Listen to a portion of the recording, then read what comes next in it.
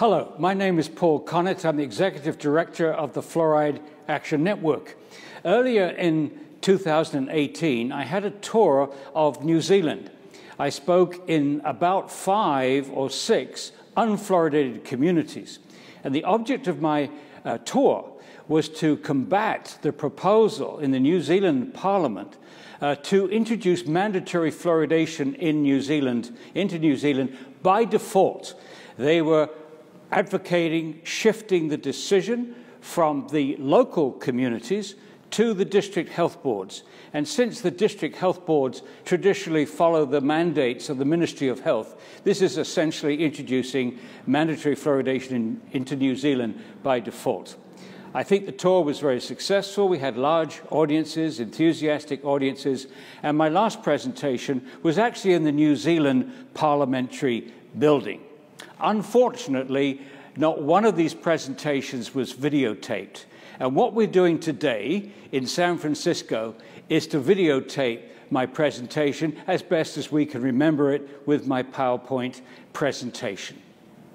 So please imagine that whilst I'm talking, there are 3 members of Parliament in front of me, and that we have Mary Byrne and her husband Sean, who head up FAN New Zealand, and Stan Leachus, a dentist, 2 lovely Maori women from Napier, and my wife Ellen listening to me. Can you imagine all that? Well, here goes.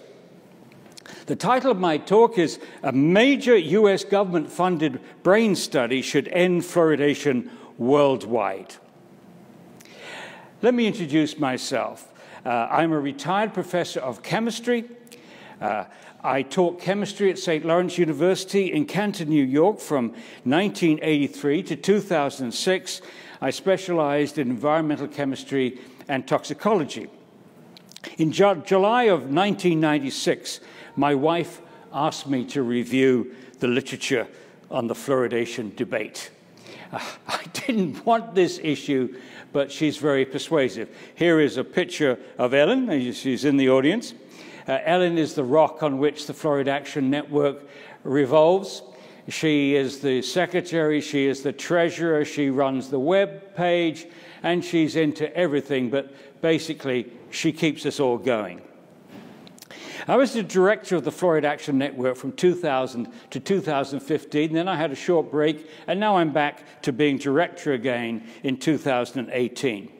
In 2010, I co-authored the book, The Case Against Fluoride, and 2 of the best decisions in my 20 years fighting fluoridation was choosing James Beck, MD, PhD, a retired professor from the University of Calgary, and Spedding Micklem, a retired professor of biology at Edinburgh University.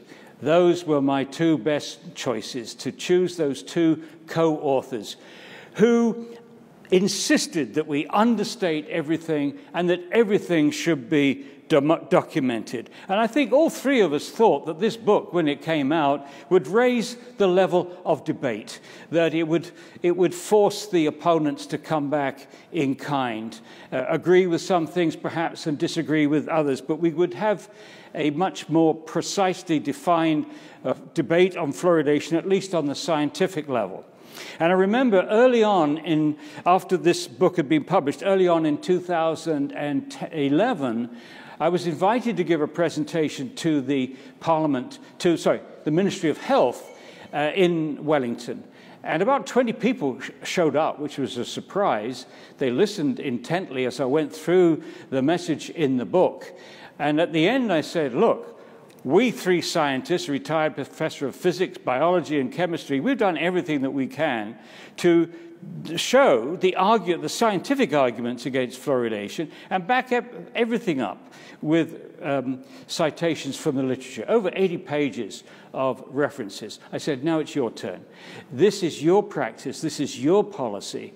Please choose 1 or 2 members of your staff to go through this book and destroy it. Respond to every argument. And quite frankly, if you can't do that, you should stop promoting fluoridation.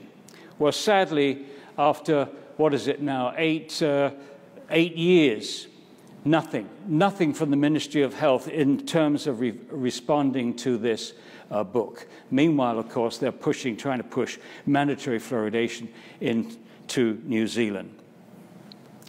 Now, the outline of my talk. I will talk about this US government-funded study, which should end fluoridation. Then I shall explain that this study is just the tip of the iceberg as far as IQ studies are concerned. Then I will argue that using the public water supply to deliver any medicine, let alone fluoride, is a reckless thing to do. Then I shall talk about nature's guideline for babies as far as fluoride is concerned. And children are being overexposed to fluoride in fluoridated communities. I'll give the evidence for that. 6, in addition to the brain, fluoride can harm other tissues at low levels, and I shall talk about the evidence for that. 7, the evidence that swallowing fluoride lowers tooth decay is extremely weak. The evidence is extremely weak. 8, most countries don't fluoridate, yet their children's teeth have not suffered. And 9, I shall talk about why New Zealand should use the safer and cheaper ways of fighting tooth decay as promoted in Europe, and particularly in Scotland. So here we go. Starting off with a quote from Arvid Carlsson. Arvid Carlsson is a pharmacologist. He won the Nobel Prize for Medicine in 2000. But in the 1970s, he led the successful campaign against fluoridation in Sweden. This is what he wrote then. This is what he wrote in 2010. Sweden rejected fluoridation in the 1970s.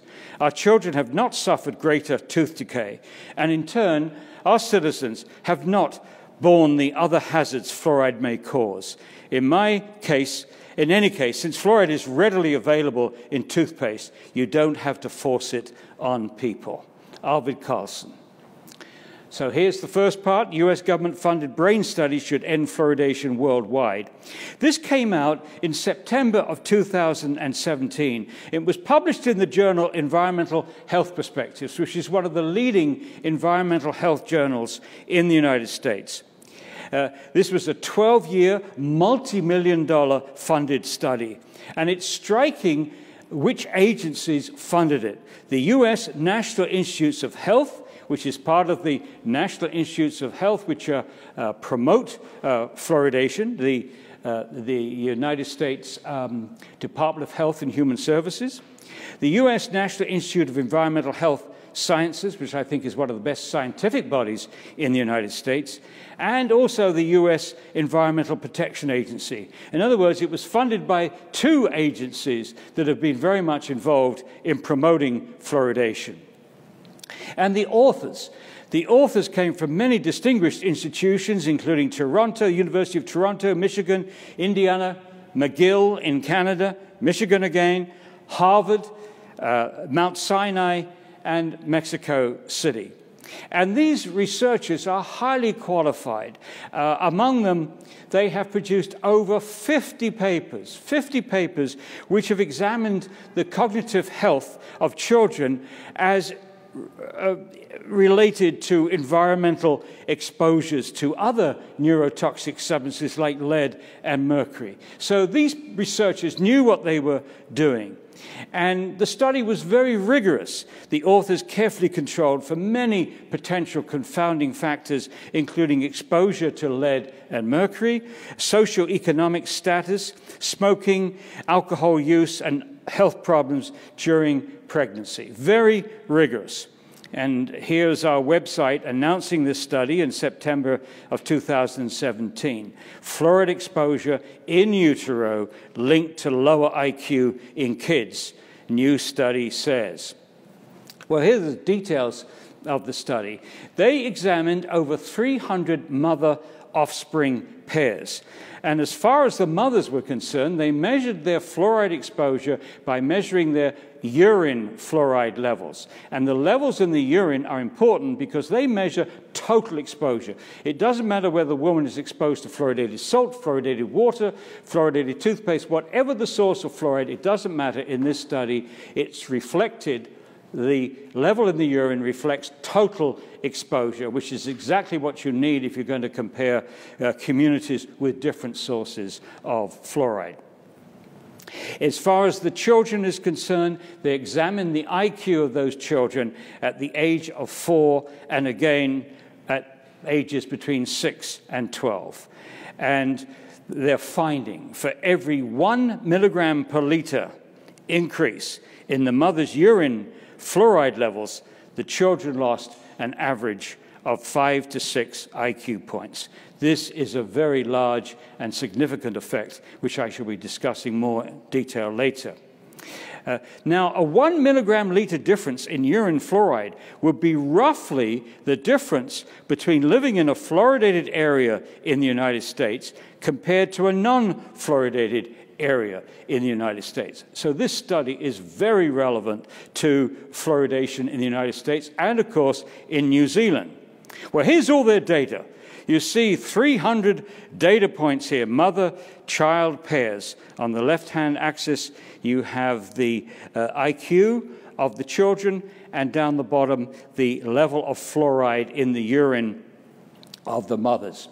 Now, you notice there's a very broad scatter of these data points, and some proponents of fluoridation have used that scatter to suggest that the contribution of fluoride is insignificant. Well, what you have to bear in mind is that there's a huge scatter of IQ based upon genetic difference. The genetic difference will explain a large amount of this scatter.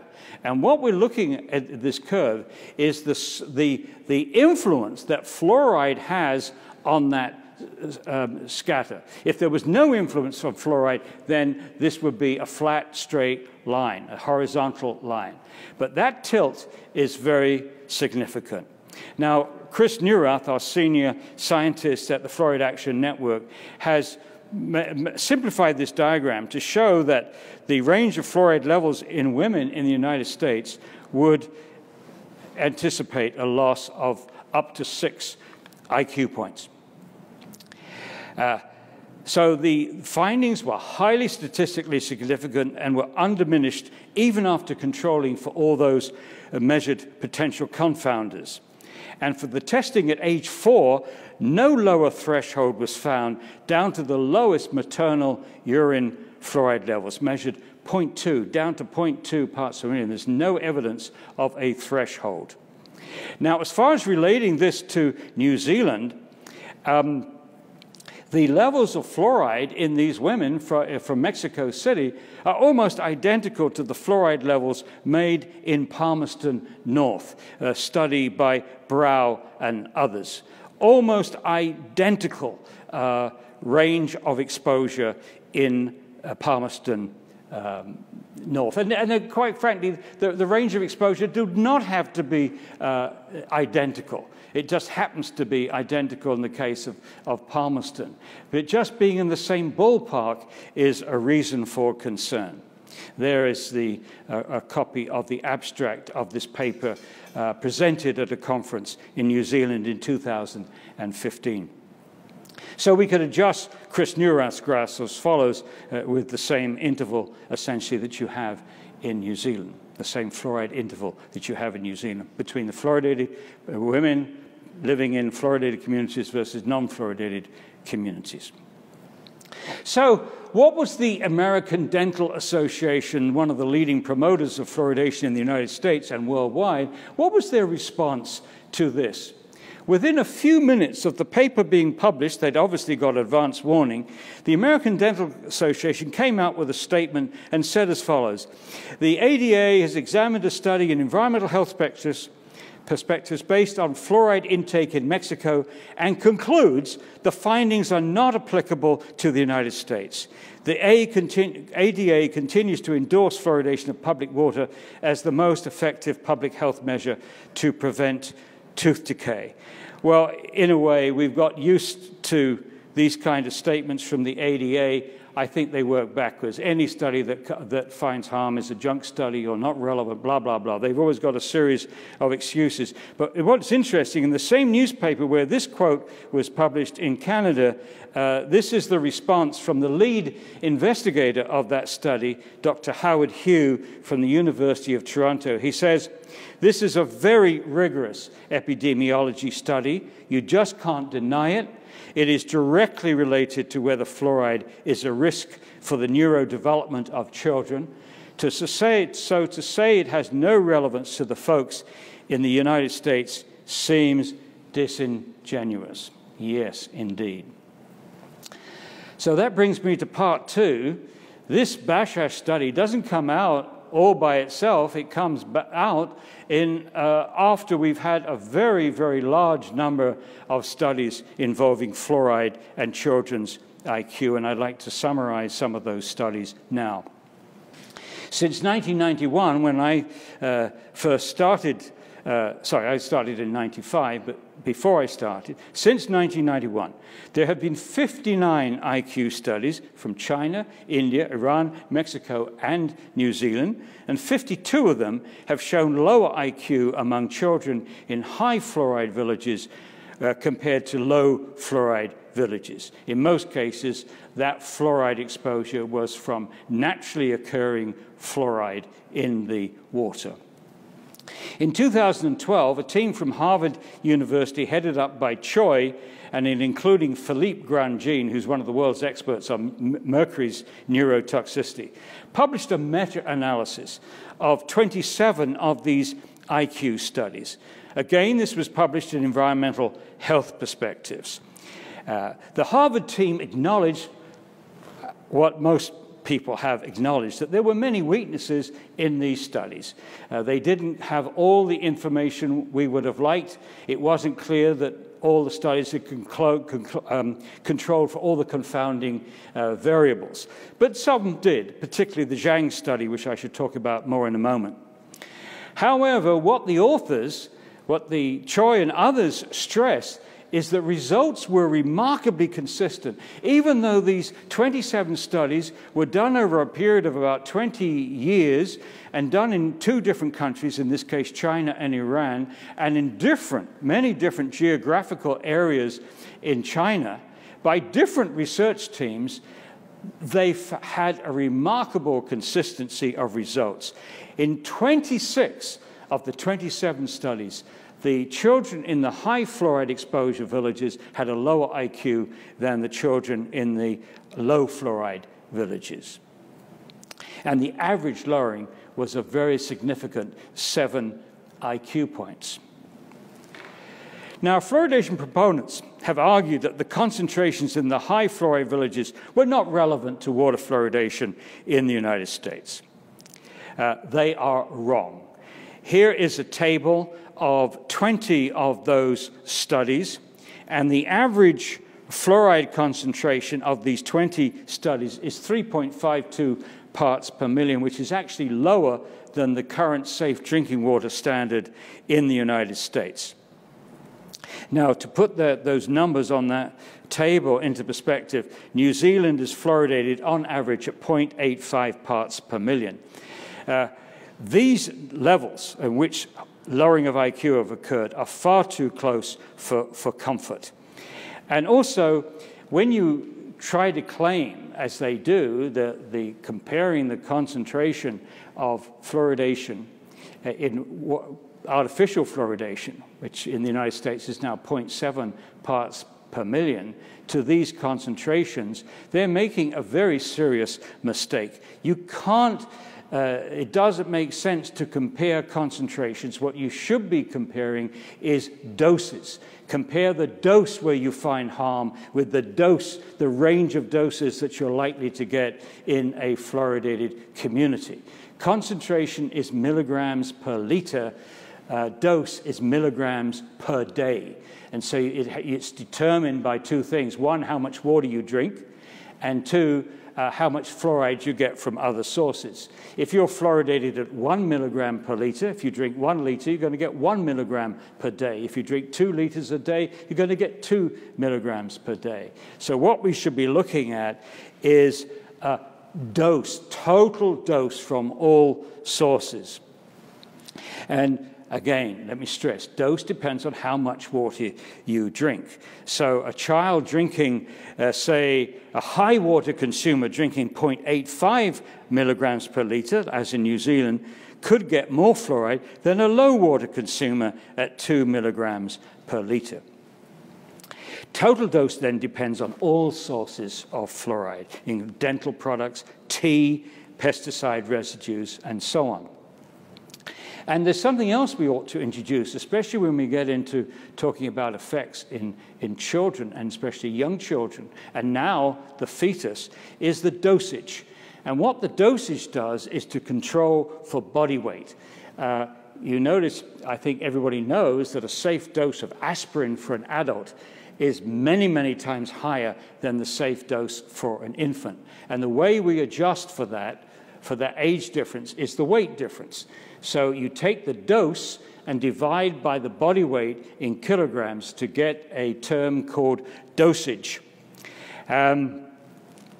So a same dose in milligrams per day will have a greater toxic effect on a 4-kilogram baby than on a 20-kilogram child, and even greater effect on the fetus.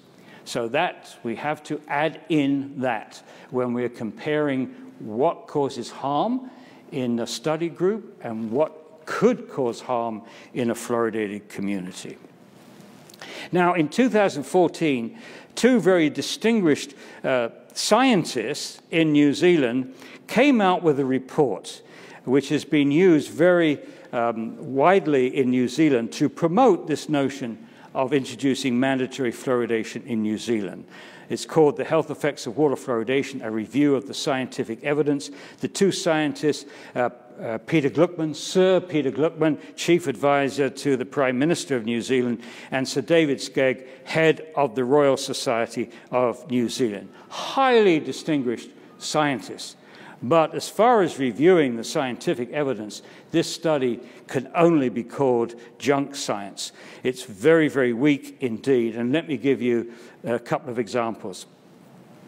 This is what they said about those 27 studies. They said the fluoride exposures in these studies were many, up to 20 times higher than any that are experienced in New Zealand or other community water fluoridation communities. In other words, they're making that same fundamental mistake of confusing concentration with dose. If you're going to compare communities where harm is caused in your own community, you've got to look at doses. And here I've highlighted the two places where the levels get up to anything close to 20 times the fluoride concentration in artificial water fluoridation. Now, there's another important thing that Gluckman and Skegg should know very well.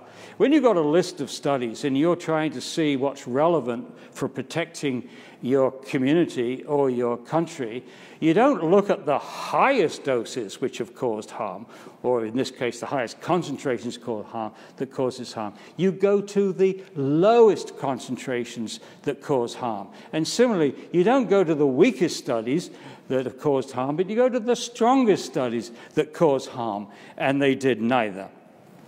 So I'd like to turn now to one of those studies in the 27. It's a study by Zhang from 2003. I've met Zhang. We brought him over to the United States to talk at a FAN conference, and I went to the two villages where this study was done. In one village, the low fluoride village, the average fluoride in the well water was 0.36 parts per million. There's a range there. This is naturally occurring fluoride in their well water. And the high fluoride village, again, a big range, but the average was 2.5 parts per million.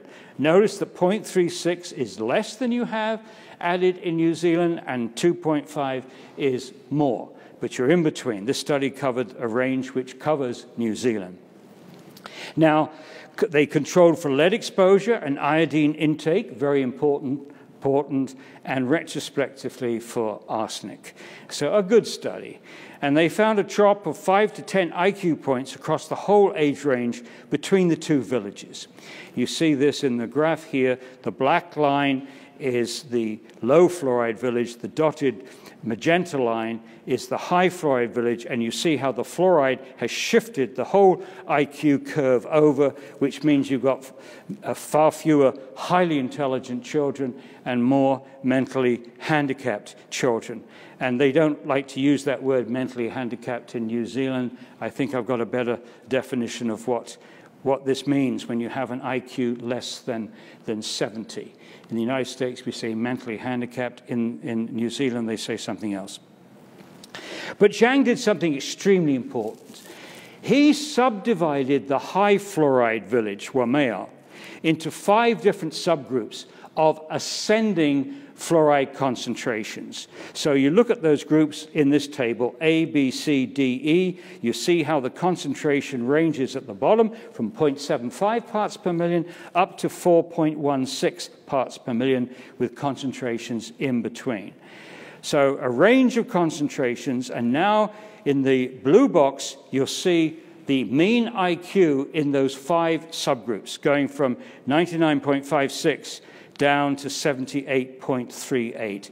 And you've got here what always strengthens an epidemiological study, and that is a dose response, a dose response. In this case, a dose response between the concentration of fluoride in the water and the average IQ of the children. And here it is plotted. The IQ on the left-hand axis, the bottom axis, the level of fluoride in the water.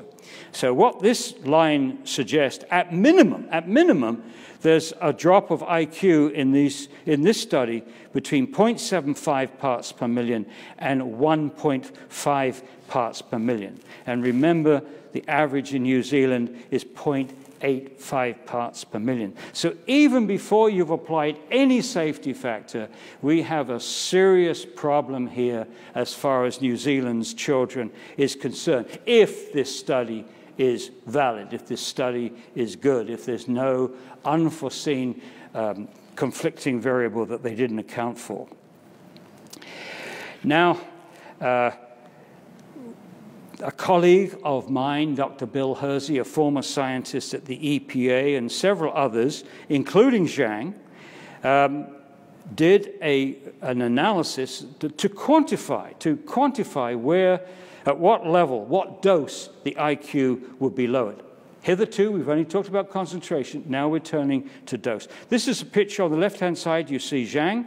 There's me, Chris Neurath, our senior science director, and Bill Hersey, a former senior scientist at the EPA who specialized in risk assessment. So he took his specialty and applied it to Zhang's data. And without going into the technique here, look at the red arrow. That red arrow indicates the level, based upon this study, at which IQ is lowered by 5 IQ points. So if we look at the red arrow, this is saying 1.4 milligrams per day in this study lowered the IQ by 5 IQ points in this study. A dose of 1.4 milligrams per day lowers IQ in the Zhang study by 5 IQ points. Now, again, relating this to New Zealand, here is the estimated dietary fluoride intake for New Zealand, a study prepared for the Ministry of Health by these authors. And what you see is that for 5 to 6-year-olds and 7 to 10-year-old children, their dietary intake from water, from fluoridated water, is 0.84 to 0.99 milligrams per day. So we're worried about 1.4 milligrams. They're getting it from fluoridated, half of it, at least half of it, from fluoridated water. And the same study, this is in red, is the level that they can get from toothpaste, fluoridated toothpaste. Between the two of them, you can see that many children in New Zealand would exceed this 1.4 milligrams per day, which would lower IQ by 5 IQ points, based upon that Zhang study. Now I wanted to explain why a loss of 5 IQ points is so serious at the population level. For some individuals, it will be very serious at the individual level. If you're trying to get into a university or trying to get the top job somewhere, those 5 IQ points could make all the difference. But it's the devastating impact of what we're finding here is what it does to the whole population. So this diagram here shows a normal distribution of IQ, this so-called bell-shaped curve. This applies to any human trait. This is a very rough curve, but it gives you the general idea.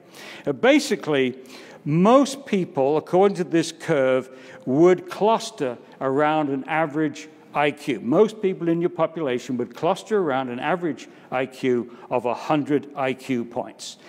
But look at the 2 tails. That green area on the right is the fraction of the total where you have very bright children. These are children with an IQ above 130. As you go further and further to the right, you're getting into the genius level. That's the fraction of those children. And over on the left, the magenta area is the fraction of the children who are intellectually impaired, an IQ of less than 80. And here is the definition to avoid saying the wrong things.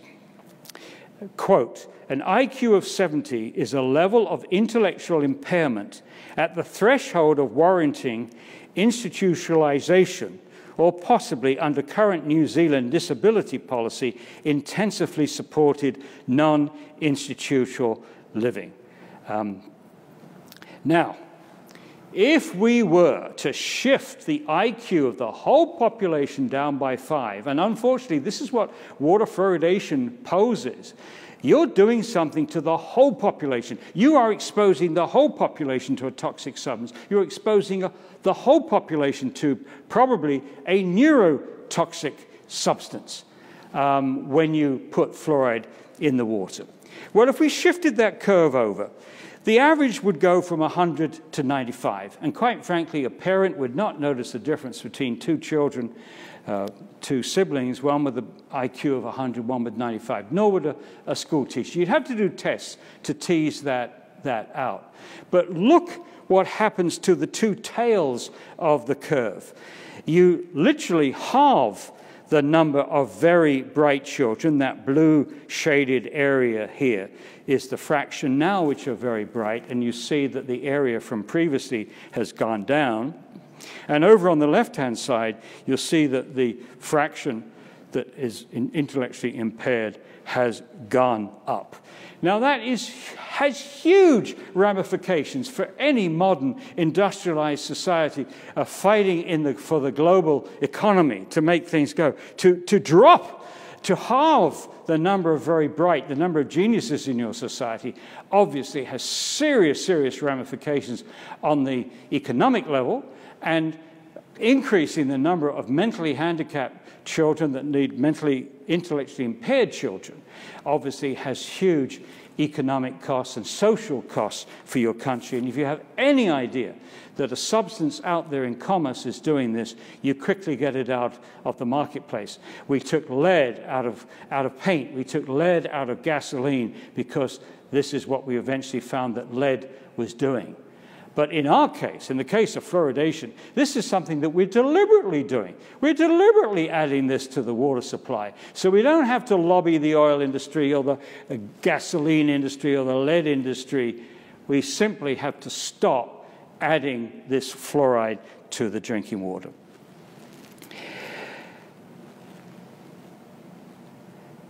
Now, this is what Gluckman and Skegg said about the Chinese studies.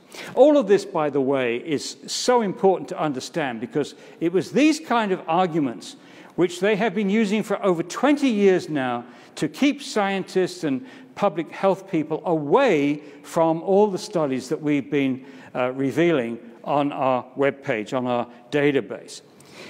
Okay, Gluckman and Skegg say, recently there have been a number of reports from China and other areas that have claimed an association between high water fluoride levels and minimally reduced intelligence, measured as IQ in children.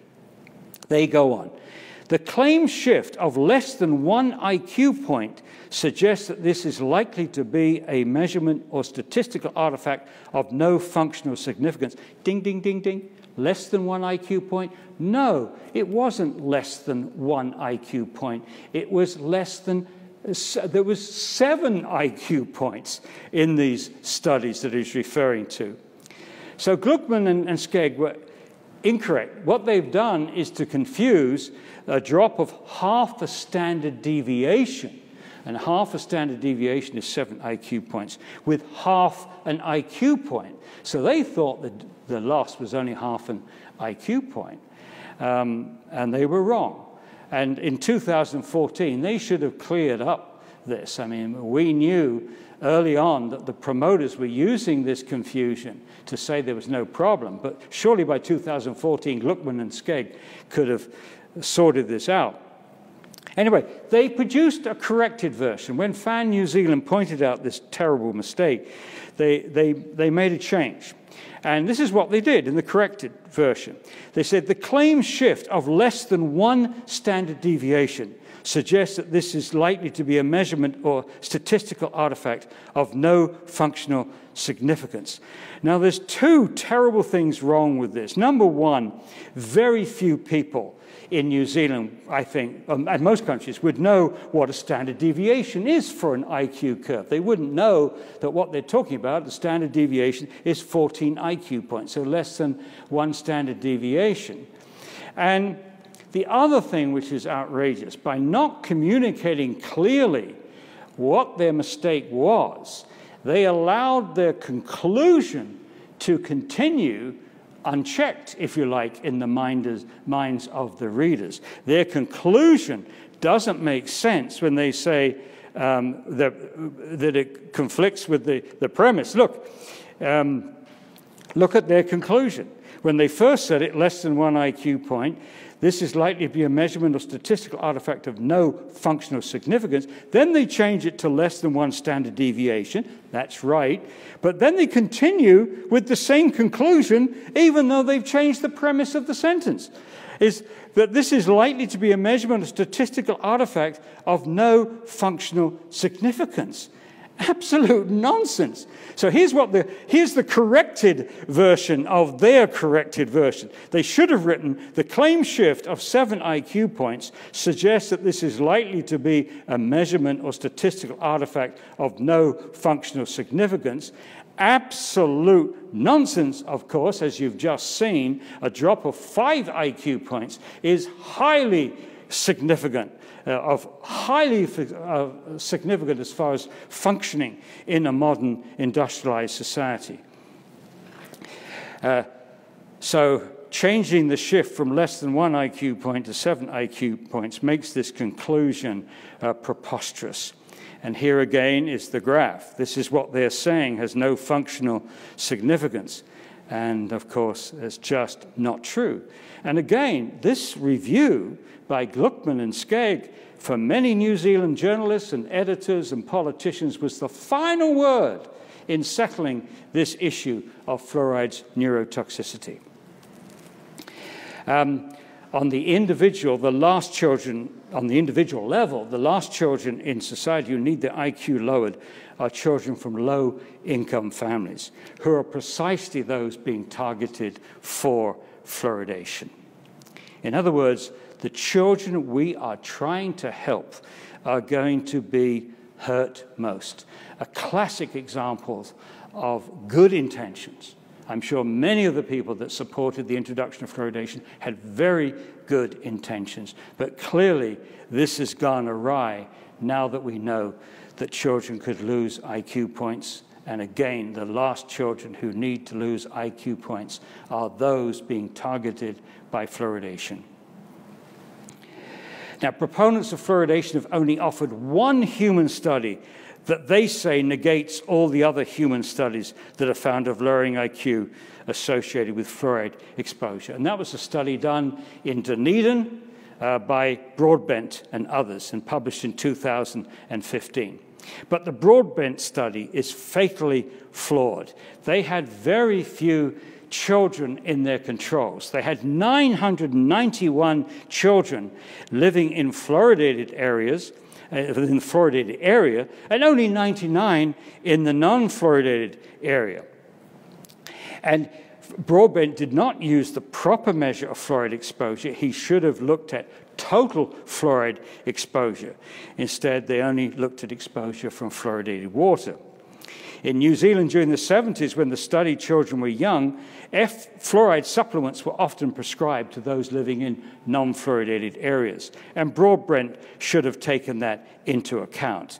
And when others have looked at his data and estimated total fluoride intakes, they found that there was very little difference in the total fluoride intake for his subjects and the controls when you take the fluoride supplements into account. And those letters were published in the same journal as Broadbent placed his study.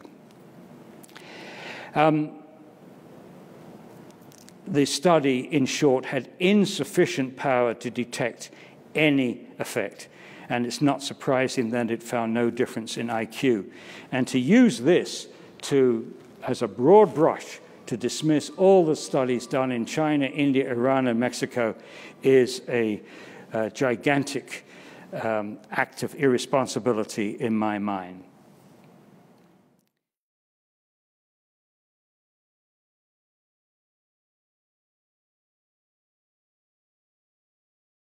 And now I'm going to turn to more common sense arguments against water fluoridation, starting with the using the public water supply to deliver any medicine. And we've never done it with any other medicine since fluoridation began. Using the public water supply to deliver any medicine is a reckless thing to do. Let me explain. In addition to depriving millions of people of their right to informed consent to medicine, it's very, very, very reckless, because when you add a substance to the water supply, you expose the whole population to a toxic substance. This takes no account of the fact that some people will be far more sensitive to fluoride's toxicity than others. And it's reckless to add a known toxic substance to the public water, drinking water, with no control over dose.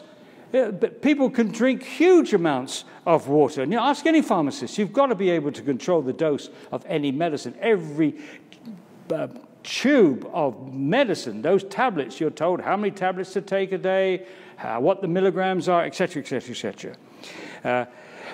And to make matters even worse, the fluoride used is not pharmaceutical-grade fluoride as in toothpaste, but a hazardous waste product from the phosphate fertilizer industry. Now, the level used in New Zealand is 0.85 parts per million on average.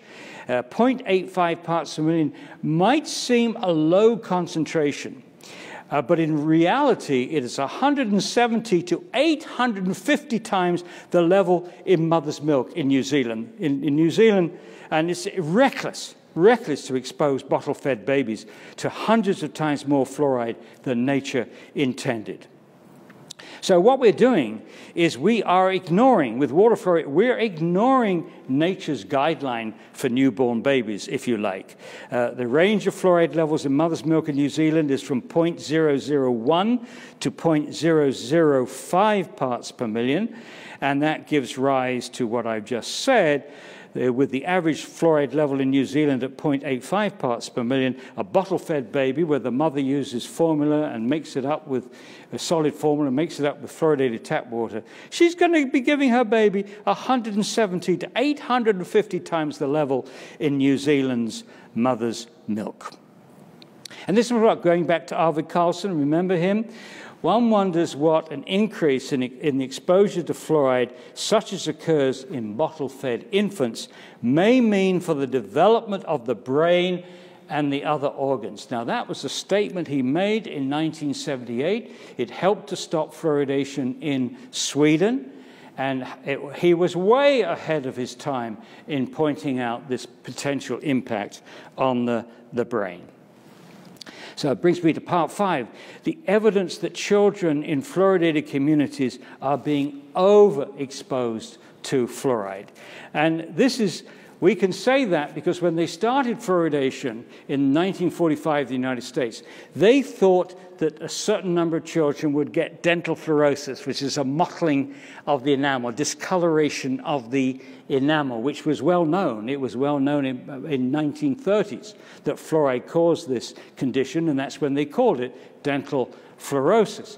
But in 1945, they thought they could limit the number of children that would get this mottling, discoloration of the teeth to about 10, maybe 15% of the population, and only in its very mild form.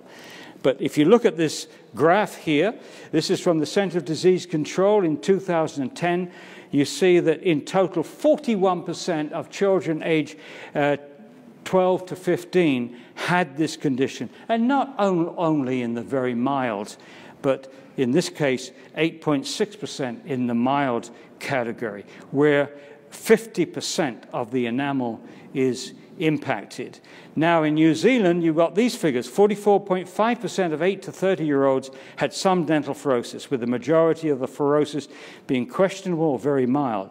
They then give the numbers for moderate dental fluorosis and severe dental fluorosis, but notice they leave out mild dental fluorosis, which can impact up to 50% of the tooth surface, and that is what many teenagers find very objectionable from a psychological point of view when they're trying to get dates and so on.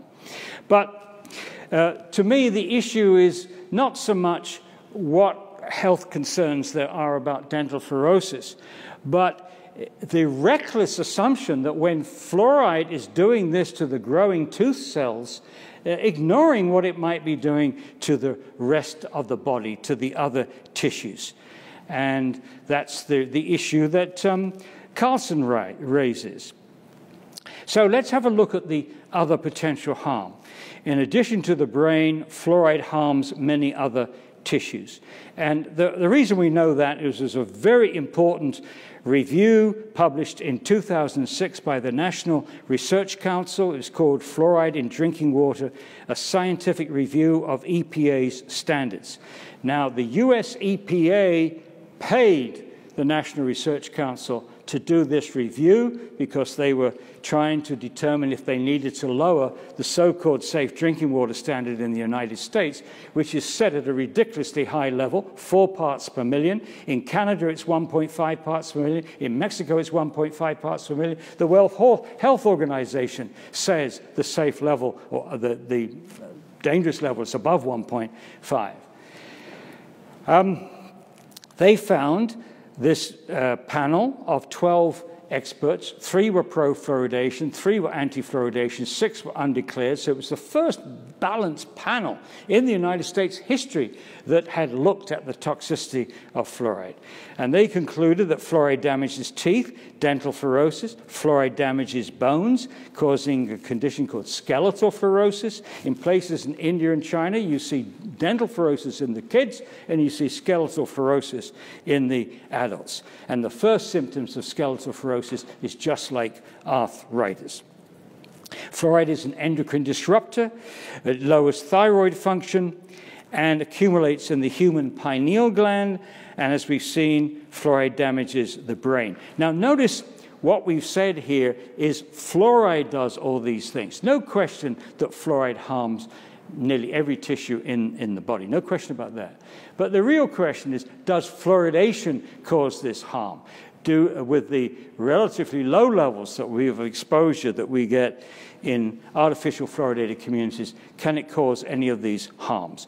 Well, I've already been through the brain, but this is what the National Research Council said about this in 2006, and they only had 5 IQ studies published at that time. It is apparent that fluorides have the ability to interfere with functions of the brain.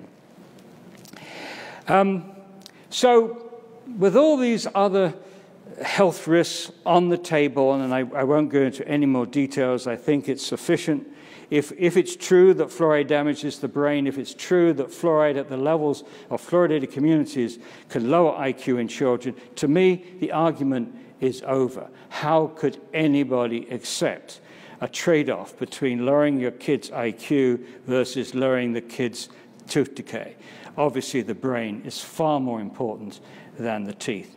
And that argument becomes stronger when you find that there are better alternatives to fluoridation, which we'll come to in a moment. But first of all, the evidence that swallowing fluoride lowers tooth decay is actually extremely weak. You know, when I first got involved with this in 1996, I thought the issue would be whether fluoride causes harm, but I assumed that because everybody wanted this practice from all the professional bodies and the government health agencies and so on, that the fact that it would lower tooth decay by swallowing fluoride would be pretty clear-cut. In fact, the evidence is extremely weak. This is what one reviewer said in 1999, David Locker, and in a review which he conducted for Ontario Ministry of Health. The magnitude of fluoridation's effect, it means benefit, is not large in absolute terms, is often not statistically significant, and may not be of clinical significance.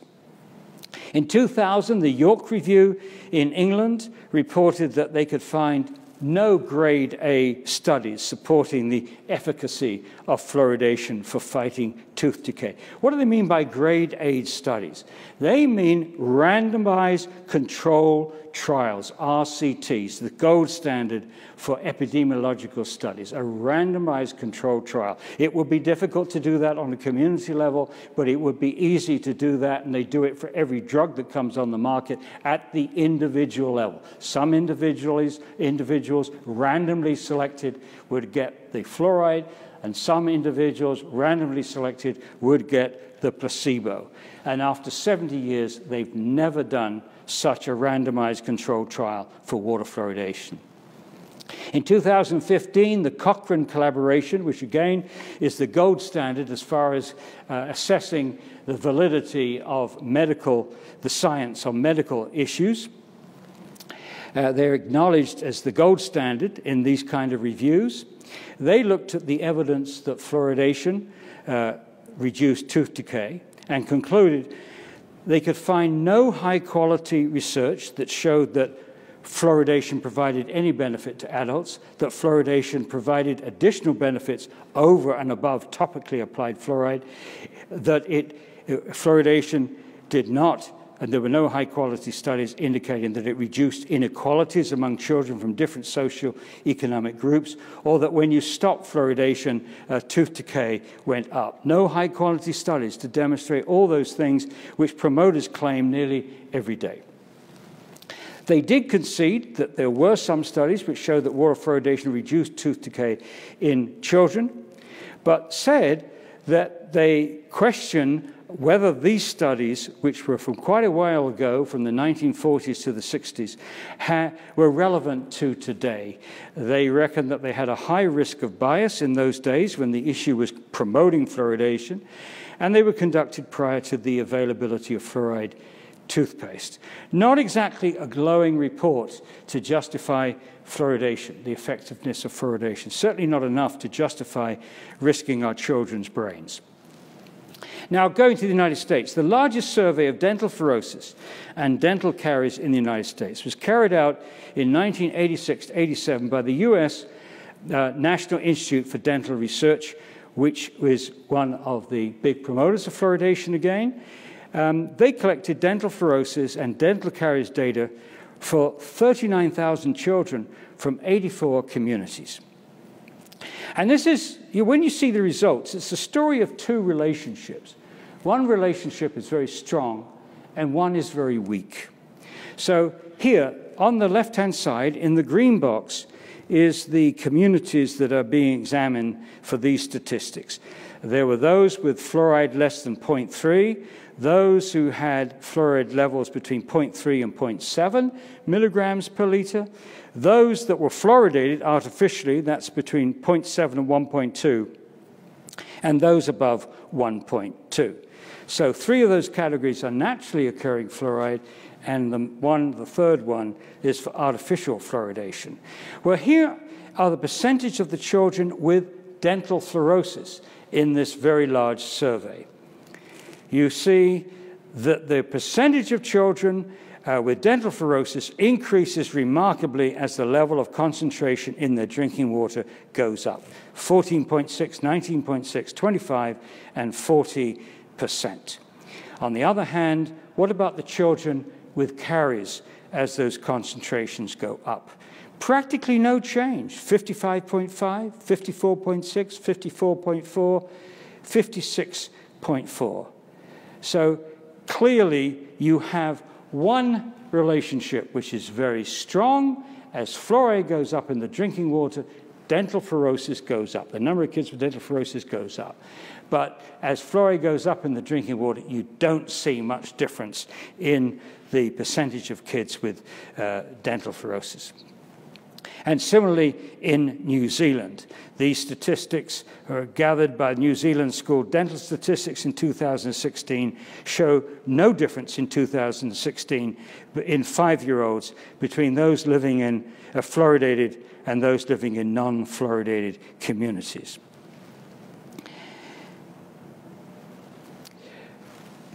Most countries don't fluoridate their water, but their children's teeth have not suffered.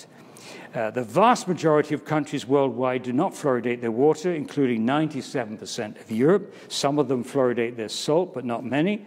But their teeth are no worse than those that do. Here's statistics. These graphs here, again drawn up by Chris Neurath, were based upon data online from the World Health Organization. They represent tooth decay in 12-year-olds from the 1960s right the way through to the 2000s. And you can see that tooth decay is coming down in the, I think it's 14 countries which are non-fluoridated. As the fluoridated communities, there are 4 of those countries. There's practically no difference. If anything, the tooth decay rates are coming down faster in the non-fluoridated countries than the fluoridated ones. And if you look at the dates between 2000 and 2005, there's very little difference in tooth decay in 12-year-olds, whether they've grown up in a fluoridated or a non-fluoridated community. The probable explanation for the lack of difference in tooth decay is the mechanism of fluoride's action on the teeth. This is what the CDC stated in 1999.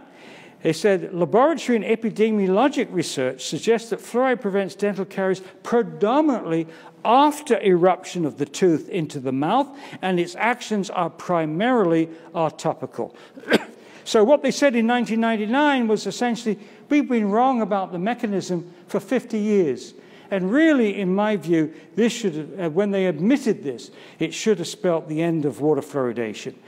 And by the way, your own Robin Wyman from New Zealand, a prominent promoter of fluoridation, agrees with this. He says it is generally accepted that the principal carrier's protective effect from fluoride is topical. As I say, he's highly influential in this debate on fluoridation in New Zealand, but he accepts this statement that fluoridation works mainly topically. Now, I ask you, this is common sense. If fluoride works primarily on the outside of the tooth, and the teeth are readily available to you, why swallow it? Why expose the whole body to this toxic substance when you can limit your exposure to the teeth and maybe a little that goes through the gums, but you can control it to a large extent? And why put it in the drinking water and force it on people who don't want it? So you can solve the scientific problems, the health issues, and you can solve the primary ethical problem of forcing it on people that don't want it just by changing the delivery system. Instead of putting fluoride in the water, find ways to encourage, particularly children from low-income families, to brush their teeth with fluoridated toothpaste. And why force this unpopular practice on the remaining unfluoridated communities in New Zealand, which is over half the communities right now in New Zealand don't want fluoridation, don't have fluoridation, and many of them have fought very hard over many years to keep it out. So this brings us to part 8. New Zealand should use the safer and cheaper ways of fighting tooth decay as practiced in Europe, and particularly in Scotland. Scotland has the Child Smile program. It's a very straightforward program. They teach toothbrushing in nursery schools. The first school that the kid goes to, they're taught how to brush their teeth. They do it in class all together. The teacher supervises. They provide healthy snacks and drinks in the schools. They've yanked out the soft drinks with all that sugar in it. And they involve the parents. The parents are involved in this dental hygiene, better diet, reducing sugar input. And also they provide annual dental checkups and give treatment if required, including fluoride varnish applications. Now, what's remarkable is that FAN New Zealand has actually compared the statistics on 4 levels between New Zealand and Scotland. And Scotland, with this simple program, is doing better than New Zealand on every category. So here's the average number of dental fillings per child age 6. In New Zealand, 1.88. In Scotland, 1.27. Number of fillings per child, year 8. New Zealand, 1.14. Scotland, 0.6. The children with completely healthy teeth, Scotland 68%, New Zealand 57%. And year 8 children with completely healthy teeth, 73% in Scotland with no fluoridation, and 54% in New Zealand. So on all these 4 categories, Scotland has overtaken New Zealand with this program, starting in 2000, the so-called Child Smile program. Now, in addition to that, it's cost-effective. Glasgow researchers found that they reduced the cost of treating dental disease in 5-year-olds by more than half between 2001 and 2010. And part of that large cost savings, in my view, is that they have reduced the incidence of baby bottle tooth decay because they have access to the parents. They can tell the parents of the scourge of baby bottle tooth decay, and this baby bottle tooth decay is what often leads to extractions in young children under 5 under general anesthetic, which is traumatic and very expensive. So overall, our kids need more brushing, more fruit and vegetables, less sugar. Less sugar means less tooth decay and less obesity. Less obesity means less diabetes and fewer heart attacks.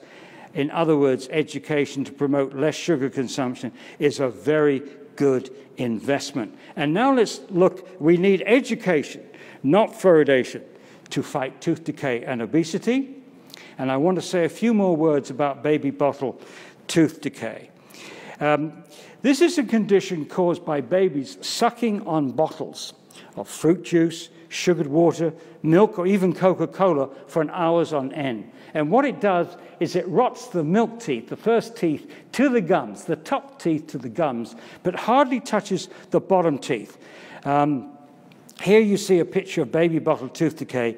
You can see the top teeth are absolutely awful. These are the teeth that have to get extracted under anesthesia. But the bottom teeth, because the baby's tongue, when they're sipping on these sippy bottles, protects the bottom teeth. So you can easily tell when you've got baby bottle tooth decay. But around the fluoridating world, it hasn't stopped health officers trying to persuade communities if they don't fluoridate their water, they're going to get more of these dreadful conditions. But the fact is that there is no difference in the prevalence of baby bottle tooth decay between fluoridated and non-fluoridated communities. Where the difference is between high fluoride areas, high income areas and low income areas. It's access to the parents which can reduce the incidence of baby bottle tooth decay, which is precisely what you get if you put an emphasis on education, not fluoridation. Here in this picture, you see a medical officer of health from Canada holding up a picture of what is obviously baby bottle tooth decay, and yet she's indicating to the audience that this is what you get if you don't have fluoridation, which is absolute poppycock. And civil servants should not be in the business of spinning evidence like this. And the same misuse of data on baby bottle tooth decay is being used in New Zealand, claiming that the difference in general anesthetic extractions is higher in non-fluoridated communities, in fluoridated communities, which is not the case.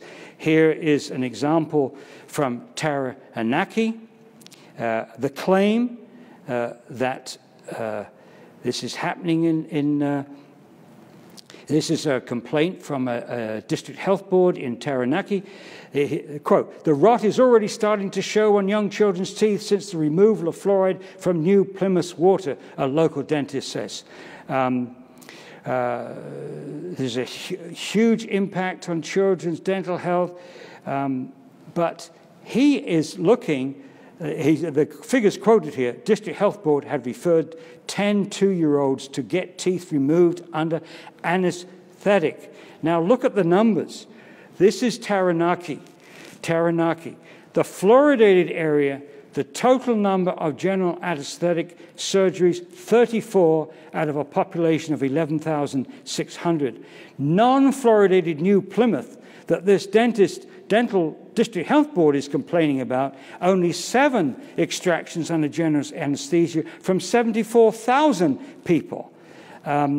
So a difference between a percentage of 16.35 general anesthetic extractions in the fluoridated community versus less than 1% in the non-fluoridated Plymouth. Again, spinning from civil servants to keep this practice alive.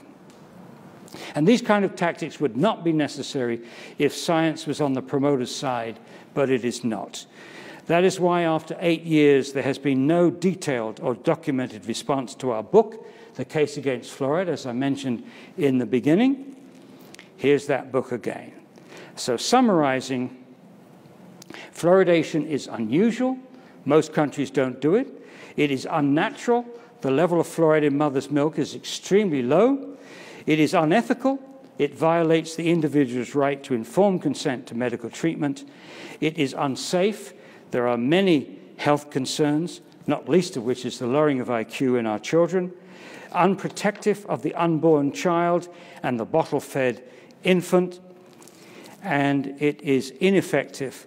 The evidence of benefit is very weak and unnecessary. There are better ways of fighting tooth decay, as we've seen in the Child Smile program in Scotland. So conclusions, water fluoridation is an obsolete practice, and it's time to end it in New Zealand. No government should be deliberately adding a neurotoxic, brain-damaging substance to the public water supply. I would recommend that you either immediately stop fluoridation in order to protect your most precious resource, and here is a picture of your most precious resource here in New Zealand. It is your young children. Or, if you don't want to have a direct outright ban, have a 5-year moratorium while scientists confirm or refute the fact that fluoride lowers IQ at current exposure levels in fluoridated communities. And New Zealand puts in place a Child Smile program throughout the country while continually to carefully monitor tooth decay. A 5-year moratorium. At the very least, MPs should oppose the bill that would make fluoridation mandatory and leave the decision where it is at the moment with local communities. If we're going to make mistakes, let's make sure those are democratic mistakes and not bureaucratic mistakes. Resources, you have the National Research Council report, very important. That's available online for free. You have our book, and you have our webpage, fluoridealert.org. It's the largest health database on fluoride in the world. Click on researchers. It has many, many videos, and those number of videos are increasing. And if you go to our webpage, there's 2 places to look for. Top right-hand corner, you have the name, the word researchers. Click on that and you get the health database. And you also have on the left-hand side in the middle, Fan TV. Click on that and you get a host of very useful videotapes. And with that, I thank you all very much for listening, and I'll say goodbye.